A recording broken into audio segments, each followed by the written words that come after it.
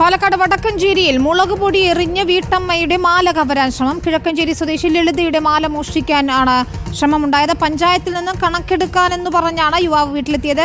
പിടിവലിക്കിടയിൽ മാലയുടെ ഒരു ഭാഗം നഷ്ടപ്പെട്ടു. വടക്കഞ്ചേരി പോലീസ് കേസെടുത്ത് അന്വേഷണം ആരംഭിച്ചിട്ടുണ്ട്. ആദ്യം പ്രതികരണം കേൾക്കാം. എപ്പോഴും വരും, ഓരോ കച്ചവടക്കാരൊക്കെ വരും. അത് കാരണം നമുക്ക് സംശയമൊന്നും തോന്നാണ്ടിരുന്നത്.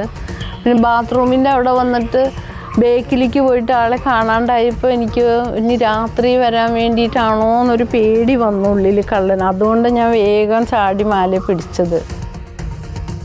ഇക്ബാൽ അറക്കലുണ്ട് വിശദാംശങ്ങളുമായി. ഇക്ബാൽ, പോലീസ് അന്വേഷണം നടത്തുന്നു എന്നാണ് മനസ്സിലാക്കാൻ കഴിയുന്നത്. എന്തെങ്കിലും തുമ്പ് കിട്ടിയിട്ടുണ്ടോ?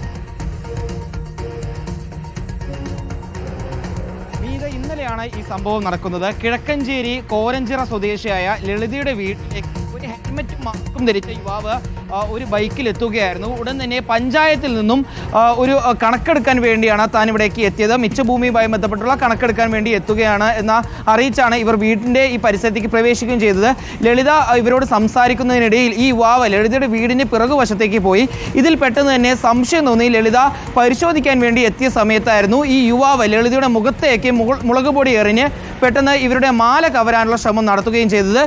ലളിത ഇത് ചെറുത്തതോടുകൂടി മാല പൊട്ടിച്ച ഈ യുവാവ് ഓടാൻ ശ്രമിച്ചു. ഇതിനിടയിൽ മാലയുടെ ഒരു ഭാഗം ഇയാൾ കൈക്കലാക്കി രക്ഷപ്പെടുകയായിരുന്നു. 2 ഗ്രാം തൂക്കം വരുന്ന ഭാഗമാണ് ഇയാൾ കൈക്കലാക്കി രക്ഷപ്പെട്ടിട്ടുള്ളത്. ഏതായാലും ഉടൻ തന്നെ ലളിത വടക്കഞ്ചേരി പോലീസിൽ പരാതി നൽകുകയായിരുന്നു. വടക്കഞ്ചേരി പോലീസ് പ്രദേശത്തെത്തി നടത്തിയ പരിശോധനയിൽ യുവാവുമായി ബന്ധപ്പെട്ടുള്ള ദൃശ്യങ്ങൾ ലഭ്യമായിട്ടുണ്ട്. പക്ഷേ ഇതിലൊരു വ്യക്തത നിലവിൽ ഉണ്ടായിട്ടില്ല എന്നാണ് പോലീസ് അറിയിക്കുകയും ചെയ്തിട്ടുള്ളത്. ഏതായാലും പ്രദേശത്തെ കൂടുതൽ CCTV ദൃശ്യങ്ങൾ ഉൾപ്പെടെ പോലീസ് പരിശോധിക്കുന്നുണ്ട്.